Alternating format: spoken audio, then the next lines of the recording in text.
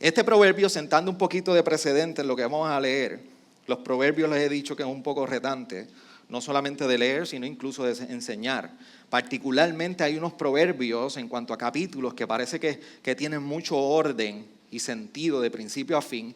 Y hay otros proverbios como este capítulo 11 que podemos utilizar un solo verso y hacer un sermón de él. Es una colección de proverbios en este capítulo 11. Pero déjenme poder navegar y ayudarlos a navegar ustedes esta porción de la palabra. Dice así la palabra del Señor. La balanza falsa es abominación al Señor, pero el peso cabar es su deleite. Cuando viene la soberbia, viene también la deshonra. Pero con los humildes está la sabiduría. La integridad de los rectos los guiará, mas la perversidad de los pérfidos los destruirá.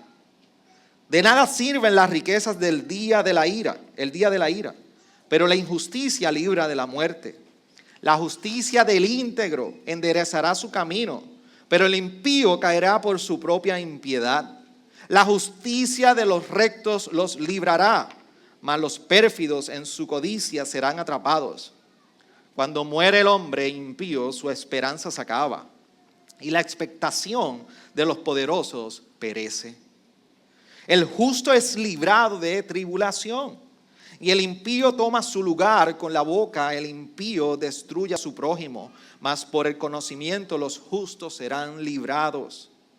Con el bien de los justos se regocija la ciudad, y cuando perecen los impíos hay gritos de alegría. Por la bendición de los rectos se enaltece la ciudad, pero por la boca de los impíos es derribada. El que menosprecia a su prójimo carece de entendimiento, pero el hombre prudente guarda silencio. El que anda en chismes revela secretos, pero el de espíritu leal oculta las cosas. Donde no hay buen consejo, el pueblo cae, pero en la abundancia de consejeros está la victoria.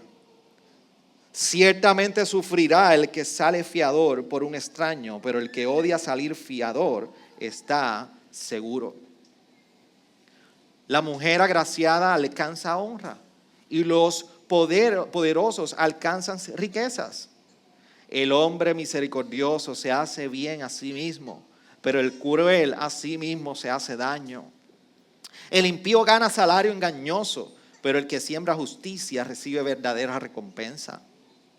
El que persiste en la justicia alcanzará la vida, y el que va en pos del mal, su propia muerte. Los de corazón perverso son abominación al Señor, pero los de camino intachable son su deleite. Ciertamente el malvado no quedará sin castigo, mas la descendencia de los justos será librada. Y miren, muy particular el 22. Como anillo de oro en el hocico de un cerdo es la mujer hermosa que carece de discreción. El deseo de los justos es solo el bien. La esperanza de los malvados es la ira. Hay quien reparte y les es añadido más. Y hay quien retiene lo que es justo para venir a menos. El alma generosa será prosperada. El que riega será también regado. El que retiene el grano, el pueblo lo maldecirá. Pero habrá bendición sobre la cabeza del que lo vende. El que con diligencia busca el bien, se procura favor, pero el que busca el mal, le vendrá. El que confía en sus riquezas caerá, pero los justos prosperarán como la hoja verde.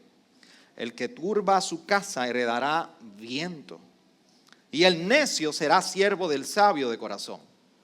El fruto del justo es árbol de vida, y el que gana almas es sabio. Si el justo es recompensado en la tierra, ¿cuánto más el impío y el pecador? Señor, delante de ti estamos en este tiempo, y tú has estado con nosotros, y tu presencia manifiesta a través de este espacio donde tu cuerpo se reúne para adorarte y exaltarte. Señor, tú has estado desde un inicio presente con nosotros. Te rogamos que ahora, mientras nos acercamos en este tiempo, en este espacio, no menos espiritual ni menos sagrado delante de ti, Te ruego que tú traiga convencimiento de pecado. Que tú nos apercibas de poder estar consciente de lo que quieres hacer y estás haciendo en nosotros. Señor, quita vendas de nuestra mirada espiritual o nuestra ceguera. Confronta donde hay desánimo y trae el ánimo que solamente tú puedes proveer. Limpia lo que esté sucio en nosotros. Purifica nuestra alma, purifica nuestros afectos, purifica nuestra mente, nuestro corazón, nuestro andar, nuestro caminar. Y Señor, te rogamos por sabiduría en nuestra vida mientras vivimos en tiempos muy particulares para cada uno de nosotros. Señor, todos podemos coincidir que los tiempos que vivimos no son fáciles. Y no son fáciles porque precisamente el pecado que está en nosotros hace que no sea fácil. Pero el pecado que rodea también nuestras vidas también lo hace difícil. Pero Señor, en tu palabra y en tu evangelio tú has traído libertad. Tú has traído, Señor, motivos y razones algunas para vivir de una manera totalmente distinta como peregrinos y extranjeros en este mundo.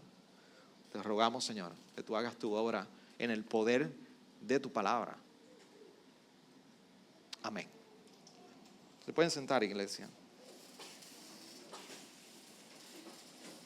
Estoy casi seguro que cada uno de nosotros ha tenido la gran oportunidad de que mientras estamos haciendo una transacción bancaria o de pago, particularmente en efectivo, que eso está casi como en peligro de extinción hoy día, pero en algún momento nos hemos encontrado en un caso donde damos un billete de 20 o de mayor valor y la persona que lo toma lo pone así para verlo. Y usted se siente que se pone nervioso porque usted empieza a decir que habrá visto en mí que duda del billete que le acabo de dar. Pero es que hay una realidad de que circulan muchísimos billetes falsos que parecen que son verdaderos y no lo son. ¿Qué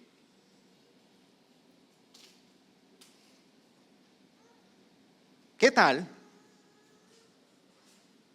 Y dame explicar algo, dame no asumir. La razón por la cual muchos lugares y comercios o en la banca miran el billete o le pasan o lo tocan de una manera particular o le pasan un tipo de marcador, es para tratar de identificar que es auténtico, es un billete verdadero y no es falso.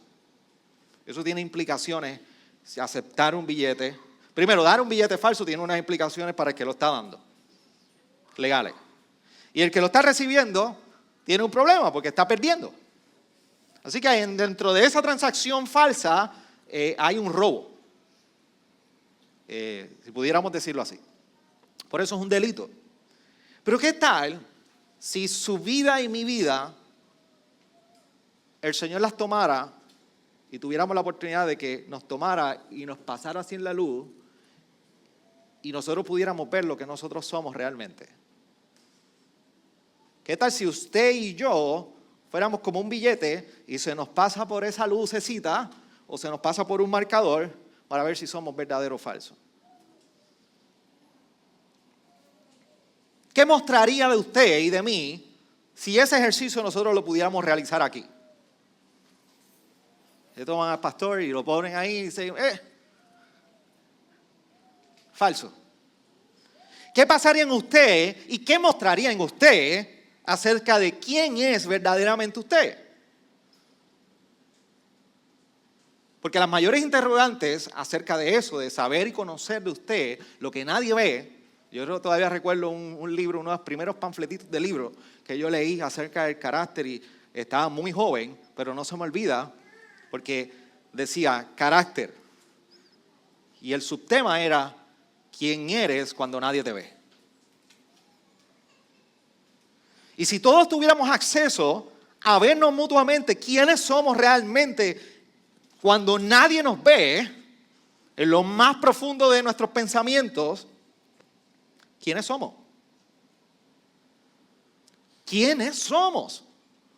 Y es que tú y yo seguimos viviendo en un mundo que el mundo continuamente se está cuestionando esa misma pregunta. ¿Quiénes somos? Vivimos en un mundo y unos tiempos donde hay parecen más preguntas que respuestas. Y la vida es, como dicen los filósofos, es una búsqueda del sentido de la vida. Es una constante búsqueda de significado, de saber quiénes somos y quiénes no somos y qué hacemos y qué no hacemos. Por eso cuando nosotros vamos a las diferentes ramas que estudia en este mundo de la filosofía, la metafísica va tratando de contestar la pregunta: ¿qué es verdadero en este universo? ¿Qué es verdadero de aquello que transciende este mundo físico? Si vamos a la epistemología, es el conocimiento. ¿Cuál es el conocimiento verdadero? ¿Qué es verdad? Mire, yo he estado en las redes, y ahora no es Twitter, es X. Y yo me paso más tiempo ahí porque realmente las noticias salen así, al momento. Todavía no ha llegado Facebook, todavía no ha llegado un noticiero, ya, usted lo tiene ahí en X. Pero tengo un problema, que ahora usted no sabe cuál noticia es verdadera o falsa. Entonces estoy siguiendo ahí en los eventos que están sucediendo entre Israel e Irán y estoy tratando de poder seguir el paso de lo que realmente está pasando, pero yo no sé si de momento el desfile de convoy que se está presentando en un video y de los misiles, si es verdadero o es falso, si es inteligencia artificial lo que está promoviendo detrás de eso. Así que vivimos unos tiempos donde buscar lo que es verdadero y llenarnos de un conocimiento verdadero es retante. Pero no solamente tratamos de contestar preguntas en esa dirección, sino en la ética. ¿Qué es correcto? ¿Qué está bien, qué está mal? Y pareciera que todos estamos muy conscientes de lo que es correcto y no es correcto. Hasta que tenemos que llenar las planillas. Eso no se puede. Ay. Eso se puede, gloria a Dios. Hay espacio en nuestra vida que en algún momento alguien nos ha dicho: mira, eso no se puede hacer. Claro que no. Hace un tiempo atrás, Javier estaba conmigo comiendo y teníamos una reunión y me voy a reservar el nombre, pero una persona, no fue Javier. Ordenó un plato de niño y Javier se acuerda de eso y la mesera le dijo: es que aquí no hay niños y usted no es un niño. Y para rematar, yo detrás, pues, le tiré el discurso. ¿Qué es correcto y qué no es correcto? Siempre nos hemos encontrado con personas que vienen y definen y nos tienen que traer un poquito de luz en unos ángulos que son como puntos ciegos. Eso no está bien o eso está bien. La política. Pero la política trasciende mucho más allá de los personajes con los que nosotros vivimos en Puerto Rico y fuera de Puerto Rico o a nivel internacional. Porque la política viene a definir y a tratar de contestar las preguntas de cómo podemos vivir en equidad, cómo podemos vivir correctamente, y viene a definir lo que es libertad.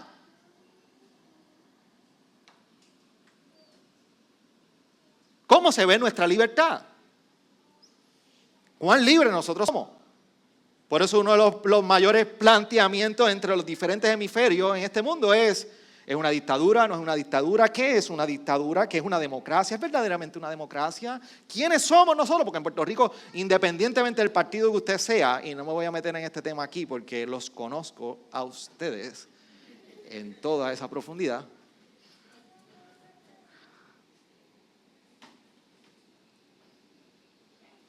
nosotros no sabemos qué somos.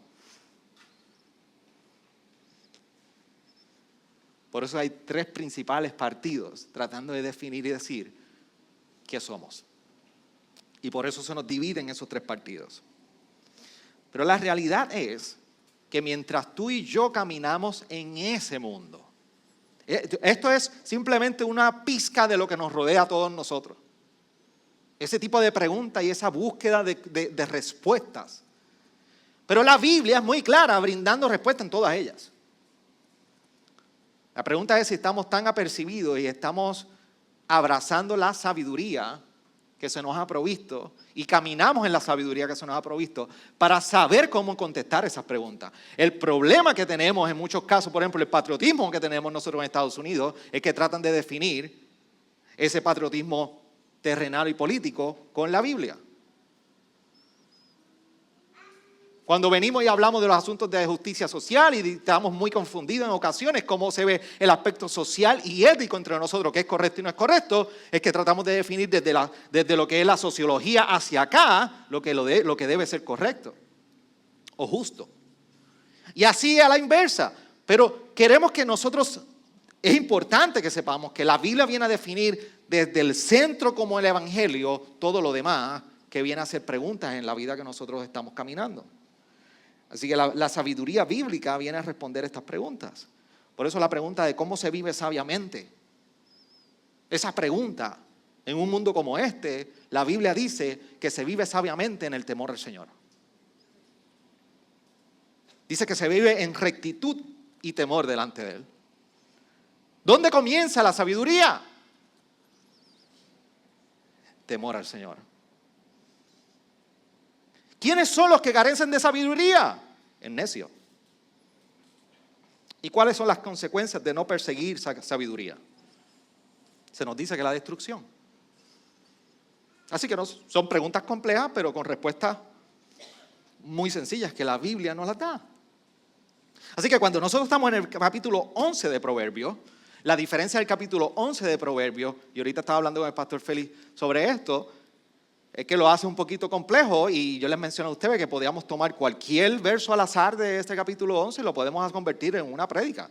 Porque el capítulo 11, así como del 10 también, nosotros vemos que es una recolección o más bien un cúmulo de proverbios en un solo capítulo, en la versión que nosotros tenemos ahora o en la edición como se ha dividido en capítulos.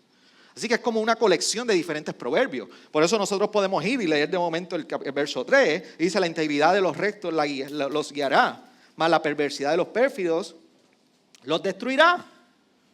¿Qué está hablando? De la integridad. Y es que el perverso tiene unas consecuencias. De momento nos movemos para el verso 22 y dice: como anillo de oro en el hocico de un cerdo es la mujer hermosa que carece de discreción. La falta de modestia es lo que está hablando. ¿Qué relación tiene con la perversidad y la falta de integridad? Son dos temas totalmente distintos. Pero es una recolección de proverbios. Pero cuando nosotros vamos a Proverbios, es bien importante que nosotros entonces digamos: ok, ¿cómo nos acercamos a los diferentes principios que nosotros vemos aquí? Así que lo que vamos a hacer en el Proverbios 11, los quiero recorrer por unos principios, valga la redundancia, que los podemos determinar como principales en todo este capítulo, y que nos ayuden a definir y a contestar las preguntas del resto del capítulo en relación a qué es la sabiduría. Saben que estamos en la serie de Caminando en Sabiduría. Entonces, cuando nosotros vamos, yo quiero que lo veamos en tres partes. Primero, el fundamento de la sabiduría, es lo que nosotros queremos discutir. Lo segundo, la riqueza y la generosidad, o la relación de la riqueza y la generosidad. Y tercero, la prosperidad del justo. Esos son tres temas que nosotros vemos de manera consecuente en este capítulo 11. ¿Y por qué el fundamento de la sabiduría? Porque es importante a nosotros recordar y ver en el Proverbios 11 la relación de lo que nos dice el autor con el fundamento de la sabiduría. Es importante que sepamos que el verso 1 dice: la balanza falsa es abominación al Señor, pero el peso cabal es su deleite. Y aquí está hablando en cierto sentido de esa balanza que es manipulada y en cierta manera no es íntegra en ese intercambio que pueda haber de comercio o de negocio. Pero hay algo bien importante que empieza aquí el autor a resaltar. El fundamento de la sabiduría divina es el Señor. Y lo está trayendo a colación abriendo este espacio en este capítulo, porque cuando nosotros vemos cómo viene desde el inicio este recordatorio del ejercicio de la sabiduría ligado con la integridad, en Levíticos 19, 35 al 37 se le da un mandato al pueblo de cómo vivir sabiamente en relación a este tipo de práctica. Por eso dice en ese capítulo 19, versos 35 y 37, no haréis injusticia en los juicios. O sea, no haréis injusticia en los juicios. Cuando tú vas a emitir juicio o justicia, lo que significa es que tú estás dándole a cada cual lo que merece. Eso es justicia. Darle a cada cual lo que merece. Está diciendo: no seas injusto. Ten cuidado que el dar a lo que cada cual le merece no sea conforme a lo que cada cual merece. Ni en las medidas de peso ni de capacidad. tendréis balanzas justas, pesas justas, un efa justo y un injusto. Yo soy el Señor vuestro Dios que os saqué de la tierra de Egipto. Así pues, observaréis todos mis estatutos y todas mis ordenanzas y los cumpliréis. Yo soy el Señor. Y lo interesante es que el Levítico, mientras que es un libro dando la ley al pueblo, recurrentemente ocurre lo que está sucediendo en Éxodo cuando se dieron los mandamientos. Él les recuerda en gracia lo que había hecho. Yo soy el Dios que los libró de Egipto. Y ahora le está pidiendo y demandando la respuesta de ustedes en la manera de vivir. Va a ser una respuesta no por la ley, sino por la gracia que yo ejercí sobre ustedes que los liberté. Ahora ustedes pueden ir y cumplir la ley. Ahora ustedes pueden ir y ser justos. Y deben ser justos porque yo primero los libré. Yo los rescaté y ustedes fueron receptores de gracia. Así que ahora en este Proverbio 11 se nos recuerda que precisamente quien está informando todo principio de sabiduría es un Dios de gracia y que permite responder en integridad. Y es de donde viene, o más bien la fuente de toda sabiduría. Es el Señor. Así que recordemos que aún en Proverbios 11 estamos siendo recordados, valga la redundancia, de que ese fundamento de la sabiduría es el Señor mismo quien ha venido a dar lo que es sabio, lo que es recto, lo que es íntegro, lo que es justo a nosotros. Y nosotros respondemos a ello. Pero no solamente se nos está definiendo el fundamento de la sabiduría, que más adelante también en el verso 20 se hace mención del Señor cuando dice los de corazón perverso son abominación al Señor, pero los del camino intachable son su deleite. Hay un fundamento de la sabiduría y la sabiduría es el Señor. Lo segundo es la riqueza y la generosidad. Por eso podemos ver versos como el 4 donde dice, de nada sirve las riquezas el día de la ira. Verso 18, el impío gana salario engañoso, pero el que siembra justicia recibe verdadera recompensa. Verso 24 al 26, hay quien reparte y le es añadido más, y hay quien retiene lo que es justo solo para venir a menos. El alma generosa será prosperada, el que riega será también regado. El que retiene el grano, el pueblo lo maldecirá, pero habrá bendición sobre la cabeza del que lo vende. Y aquí se nos está estableciendo la relación entre riquezas y generosidad. Nos está recordando que las riquezas acumuladas, mis amados hermanos, Proverbio nos recuerda que las riquezas acumuladas no son el mayor tesoro. De nada sirven las riquezas el día de la ira. Y es bien importante que sepamos que la palabra nos está recordando que las riquezas acumuladas no son el mayor tesoro.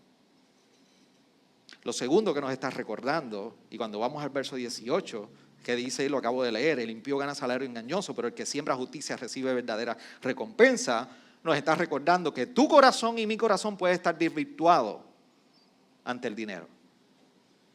Tu corazón y mi corazón puede desviarse por completo en presencia del dinero o ante el dinero. Y lo más interesante aquí es que el verdadero tesoro o la verdadera prosperidad no es definida por las riquezas que tenemos acumuladas, sino por el ejercicio de una generosidad. El alma generosa será prosperada y el que riega será también regado. Son principios que nos está enseñando Proverbio.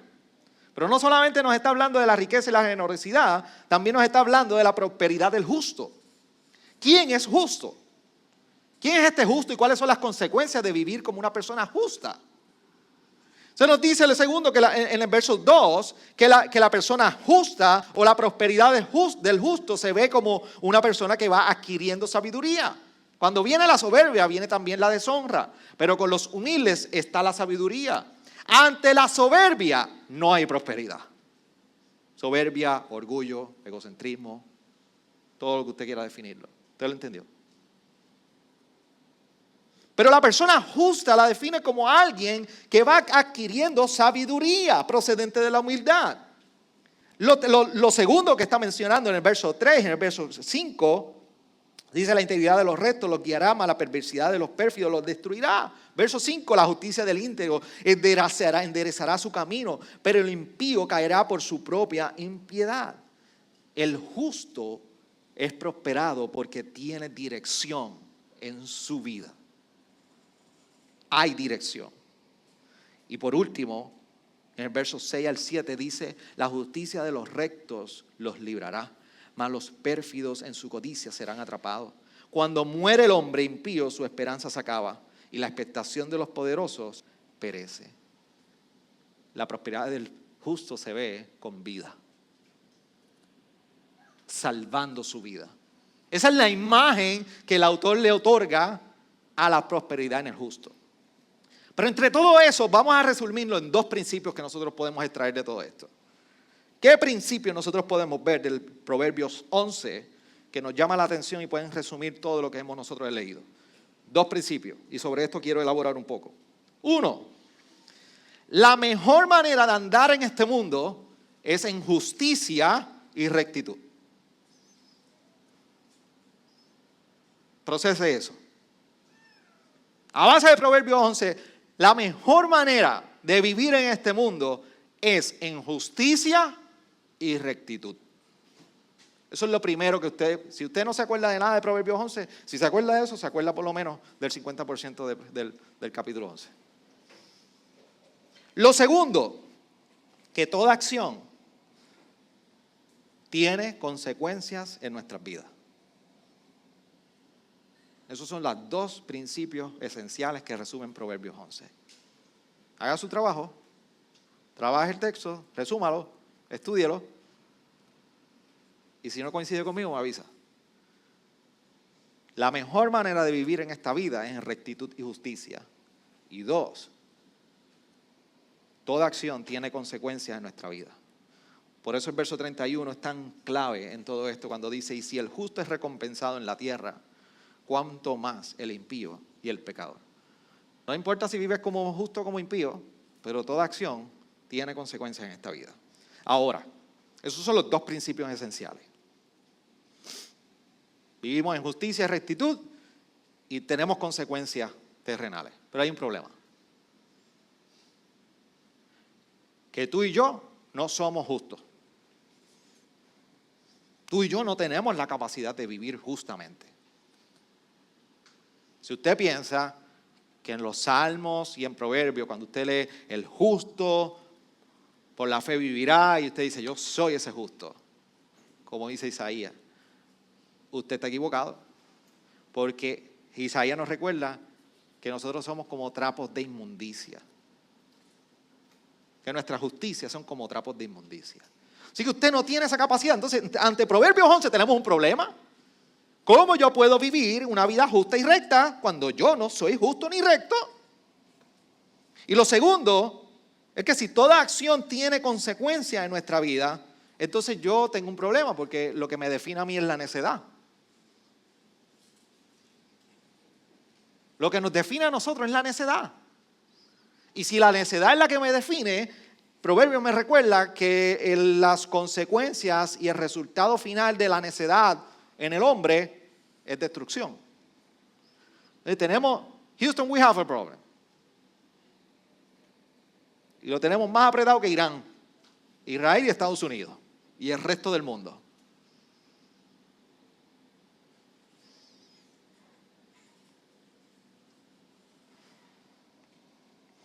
En nuestra propia necedad, nosotros las consecuencias que podemos obtener es simplemente destrucción. Y hablando de filosofía, hay uno de mis filósofos preferidos, que cuando se clamaba por su ayuda se decía, ¿y ahora quién puede ayudarnos? Y la respuesta a esa pregunta era, yo, el Chapulín Colorado. Pero hay algo más poderoso que seguía después de eso. No contaban con mi astucia.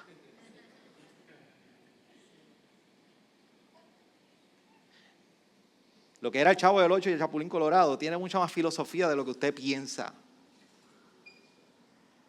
Pero ahí estamos tú y yo. Y ahora, ¿quién podrá ayudarnos? La pregunta que nace ahora del problema inherente en ti y en mí es cómo entonces podemos andar en un mundo como este. ¿Cómo podemos andar en esta vida? ¿Cómo podemos relacionarnos ante estos principios si estamos destinados a la destrucción y realmente no hay naturaleza inherente en nosotros para vivir rectamente y justamente? Bueno, no se nos ha dado el chapulín colorado y qué bueno que no se nos dio el chapulín colorado a nosotros en esta circunstancia. Pero la realidad es que solamente tú y yo podemos vivir en esta rectitud por nuestra unión con Cristo. Y yo les he dicho a ustedes una y otra vez, y siempre lo seguiré diciendo, que una de las doctrinas más subestimadas en la iglesia moderna es la doctrina de la unión con Cristo. ¿Qué representa? Que tú y yo estamos ligados, profundamente unidos a Cristo.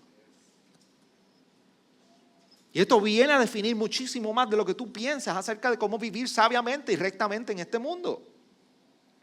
Primero, hay un patrón bíblico y hay una expectativa bíblica.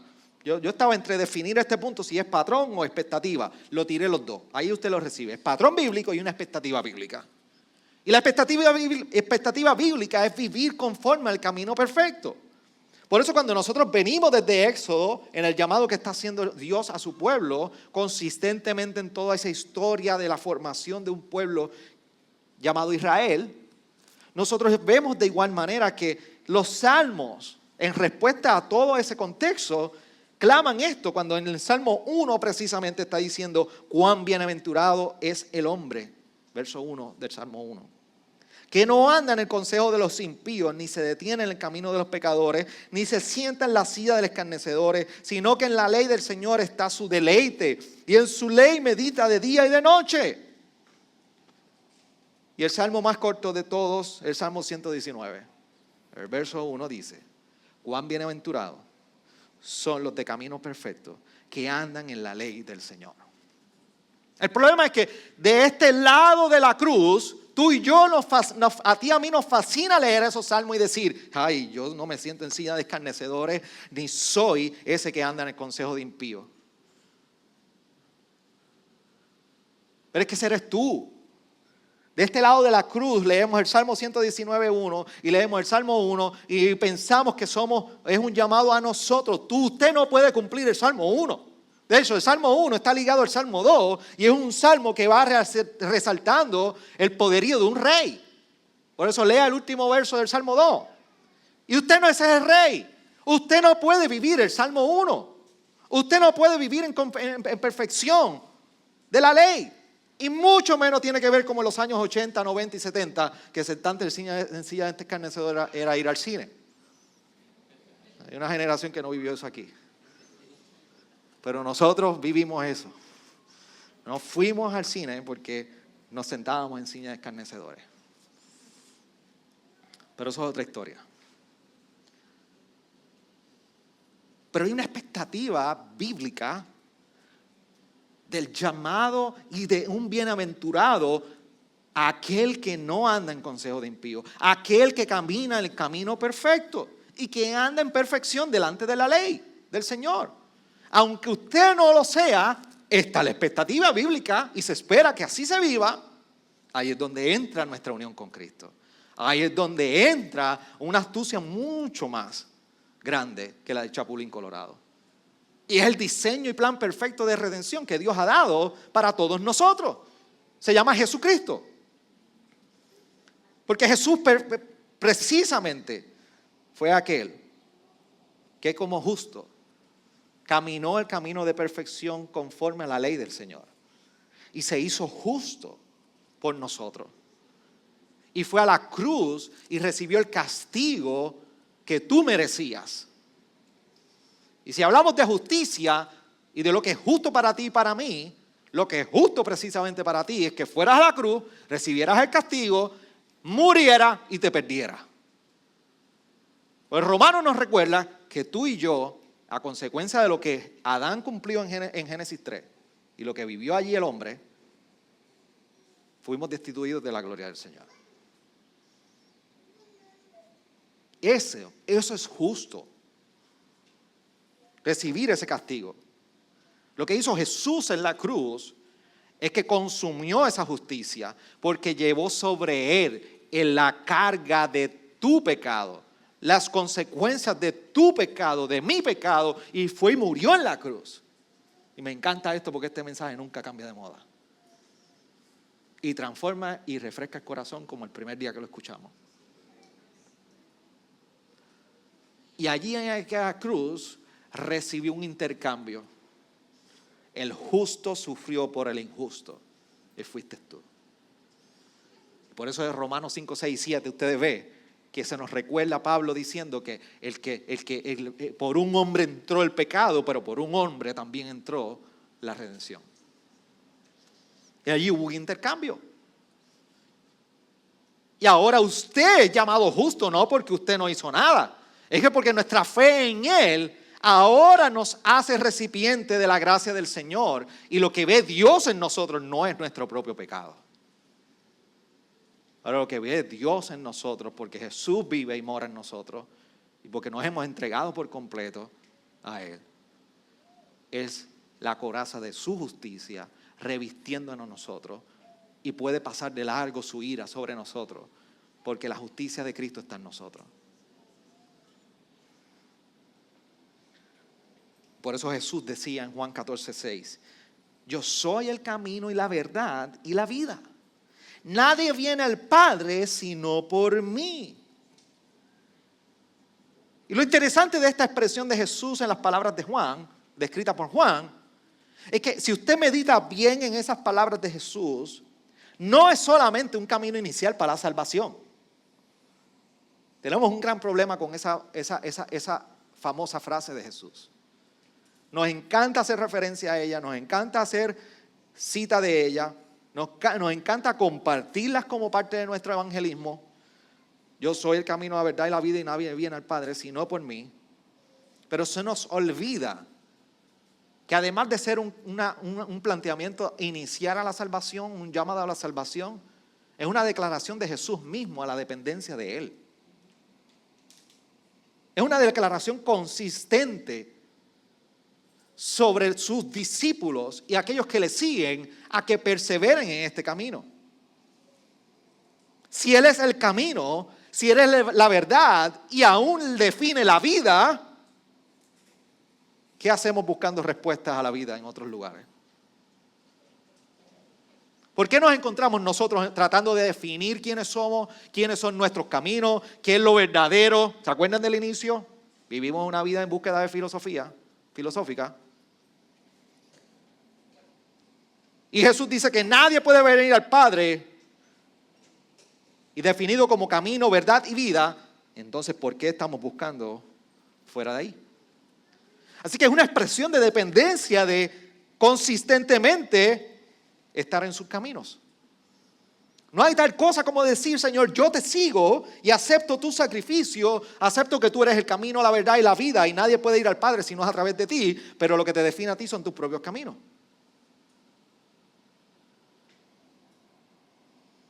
Entonces, preguntas genuinas pueden ser, ¿mis caminos son sus caminos?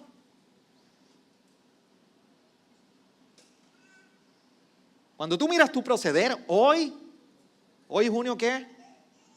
22 del 2025. ¿Tu proceder son los caminos de Él?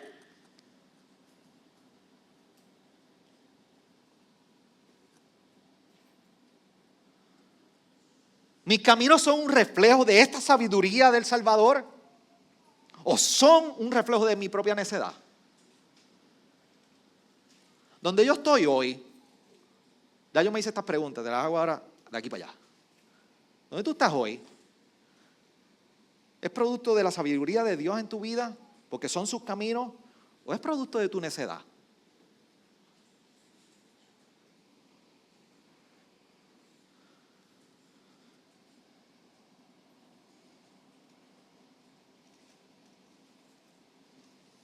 Porque que yo sepa, Jesús dijo, mis caminos son de verdad. Mis caminos representan vida.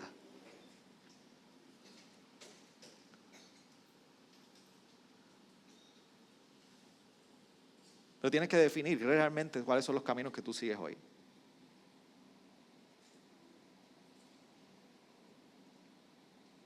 Porque lo más hermoso del verdadero justo es que Él ha ofrecido un camino que nos transforma para vivir en sabiduría. Justino el Mártir escribió varios libros y entre uno de ellos se llama El diálogo con Trifón. Y es un diálogo donde él se encuentra en una búsqueda de filosófica. No he leído el libro. Tuve una exposición pequeña hace poco. Y en una búsqueda de tratar de poder encontrar significado a la vida a través de diferentes maestros en filosofía, de procedentes de Pitágoras, estoico, Platón, de momento se encontró con este tal Trifón, que fue discípulo de Jesús. Y se lo encontró y en el camino de un diálogo, por eso se llama el diálogo con Trifón, comienza un intercambio profundo, filosófico, de contestar preguntas, y él es persuadido a la fe cristiana.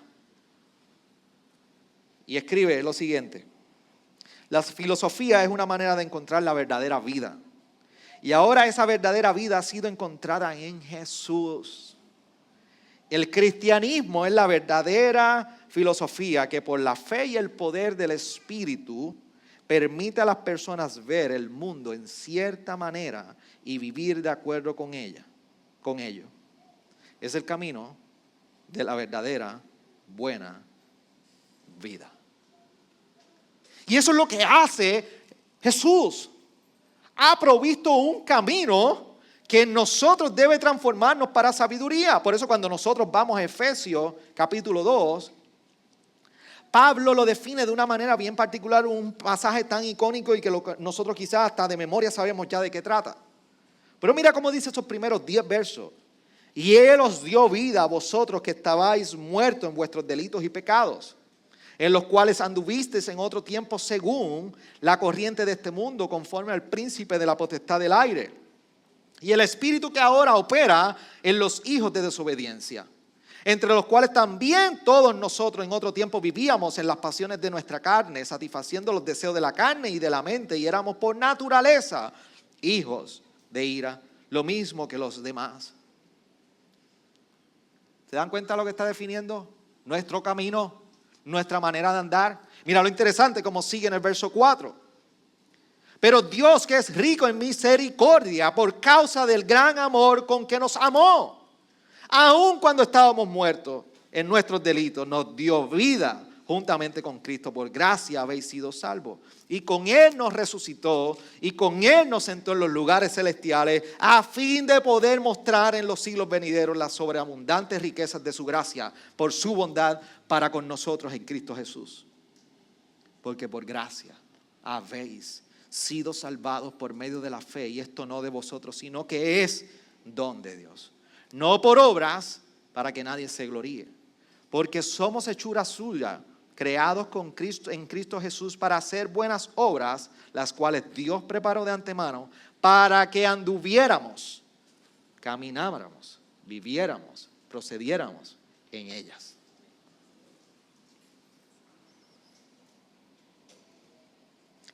Cristo ha transformado nuestra manera de andar. Cristo ha transformado nuestra manera de vivir. Cristo nos ha transformado en todas las dimensiones de lo que tú y yo somos hoy. Ese es el primer paso hacia la sabiduría. Entonces, ¿qué refleja esa transformación? Bueno, refleja respuestas a ¿quién es Dios en mi vida? ¿Quién me enseñorea? ¿Qué camino se nos ha dado? ¿Cuáles son nuestros tesoros? ¿Qué libertad hemos experimentado? Así que Efesios 2 prácticamente viene a contestar todas las preguntas con las que inicié en la ilustración de este sermón. De metafísica, ¿quién es Dios? De epistemología, ¿cuál es el verdadero conocimiento? De ética, ¿cómo se vive correctamente? De política, ¿cuál es la verdadera libertad? Todas todas esas respuestas en sabiduría en Cristo se nos han dado para vivir hoy conforme a ellas. La pregunta es, ¿quién es tu Dios? ¿Quién te enseñorea a ti hoy?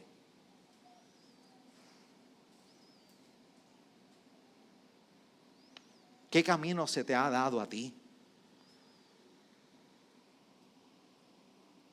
¿Qué es lo que tú defines como tesoro? ¿Qué es lo que tú defines como vivir en libertad y experiencia de libertad en la fe?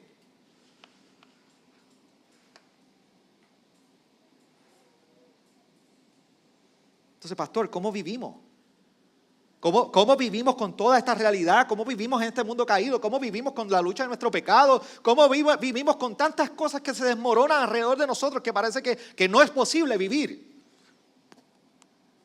Te he dicho que se nos ha demostrado el camino en Cristo.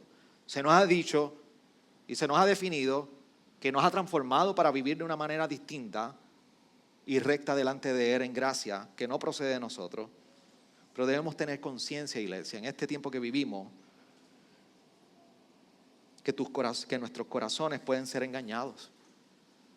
No demos por sentado que la experiencia de salvación comienza con un paso, Señor, yo te acepto, y ya. Vivimos consistentemente en dependencia de esta sabiduría que se nos ha dado para salvación. Por eso cuando nosotros vamos a Mateo, capítulo 8, verso 19, 21, hay un encuentro bien en particular aquí, 19 al 21, dice: y un escriba se le acercó y le dijo: Maestro, te seguiré a donde quiera que vayas. Jesús le dijo: las zorras tienen madrigueras, las aves del cielo nidos, pero el Hijo del Hombre no tiene dónde acostar su cabeza. Otro de los discípulos le dijo: Señor, permite que vaya primero y entierre a mi padre. Pero Jesús le dijo: sígueme y deja que los muertos entierren a sus muertos.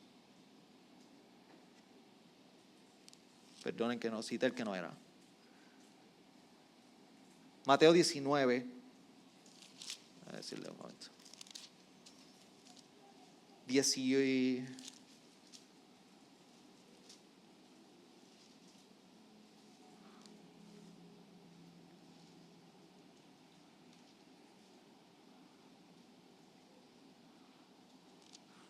Deje que yo lo encuentre.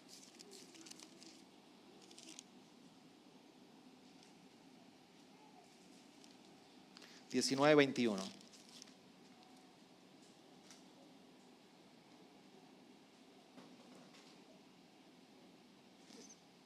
El joven le dijo: todo esto lo he guardado, que me falta todavía. Jesús le dijo: si quieres, sé perfecto, ve y vende lo que posees y da a los pobres y tendrás tesoro en los cielos.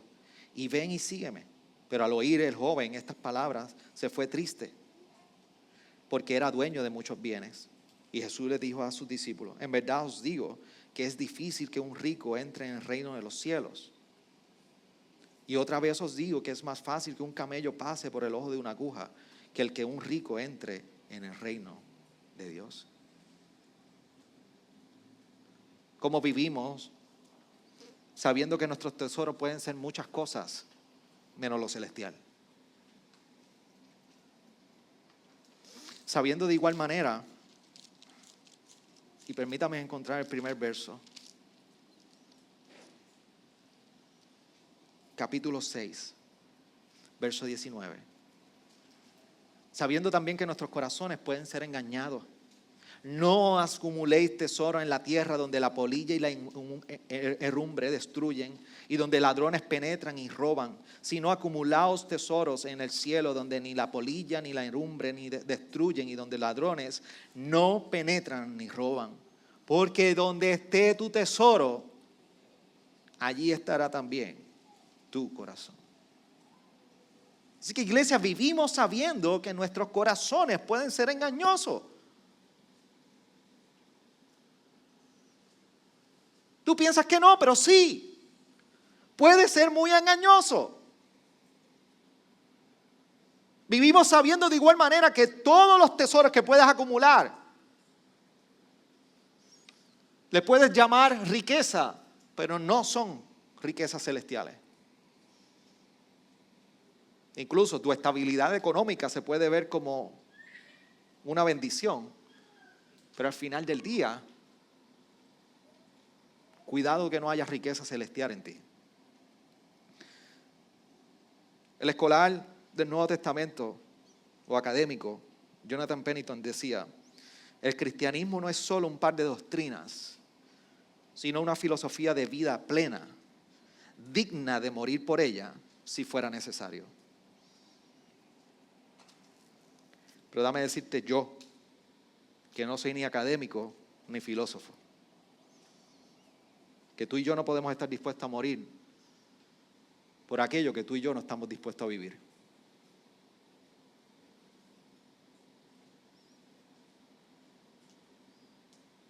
Yo estoy seguro que los esposos que están aquí, incluso los padres, si se enfrentan en una situación donde su esposa o sus hijos están en riesgo o peligro físico, son capaces de entregar su vida. Antes yo hablaba con mi esposa y era una conversación candente entre ella y yo. Estábamos medio peleados. Ese tipo de conversación.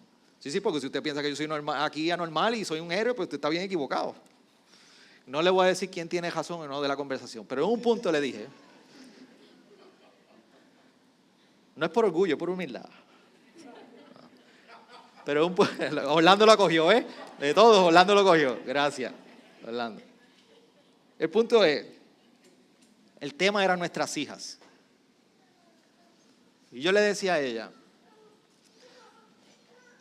yo le preguntaba, ¿quién soy yo para mis hijas? Y ella me contestaba, tú eres el papá.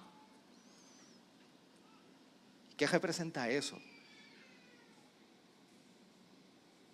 Que voy a cuidar, voy a defender, voy a entregar mi propia vida por ellas. Y yo le decía, yo quiero que entiendas que no hay nadie, ni tú misma, nadie que cambie esa naturaleza en mí. Que yo sea capaz de entregarme por mis hijas. Lo haga bien o lo haga mal. Porque estoy dispuesto a morir por ellas porque vivo para ellas. El punto que tenemos, gran problema, es que en cuanto al evangelio y nuestra fe cristiana, ¿cuántos de nosotros estamos dispuestos a vivir por ella? Antes que morir por ella. Y es que nuestras vidas las miramos y podemos vernos en un espejo y los pueden mirar. Y realmente pareciera en ocasiones que no estamos viviendo para la fe. Entonces, iglesias, para culminar, ¿qué es aquello por lo que tú vives? ¿Qué es aquello por lo cual tú te entregas y vives todos los días? Tú sabes y puedes saber para qué vives porque es precisamente aquello lo que tiene clamor en tu boca. Y no necesariamente es en oración. Si usted va a un banco y aquí hay varios que están en proceso de poder financiar una casa y buscar casa, usted va al banco a pedir y consistentemente tiene que estar luchando ahí para que le aprueben el préstamo y luchando y le piden 1000 documentos. Y usted sabe que usted quiere del banco, usted quiere un préstamo aprobado. Pero usted hace todo lo posible. Ay, Iván. Todo lo posible. Y usted ese es el clamor ahí con el banco. Aquí va el documento, aquí va el documento. Usted mira espiritualmente para qué usted vive y busque el clamor que usted está haciendo. Si usted vive para la riqueza, usted se va a encontrar con un clamor en su boca anclado en la riqueza. Si usted busca tratando de encontrar un significado y un nombre y una identidad, usted se va a ver consistentemente buscando respuesta en esa dirección. ¿Qué es lo que persigue? ¿Qué estás persiguiendo, amada iglesia, en este tiempo?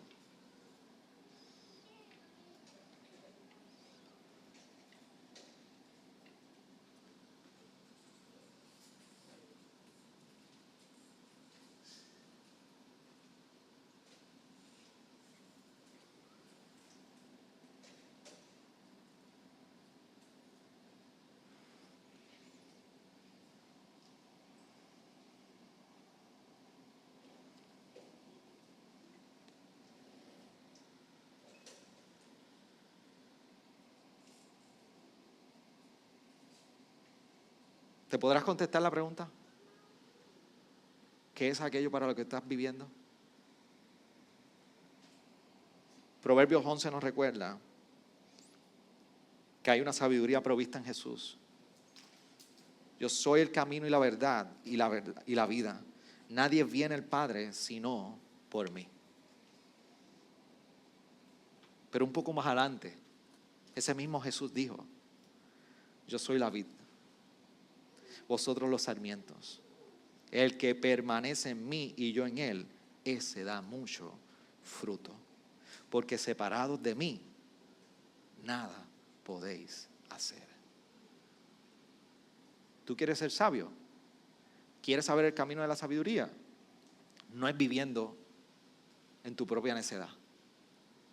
Así que, iglesia, hoy reflexionemos en nuestros caminos.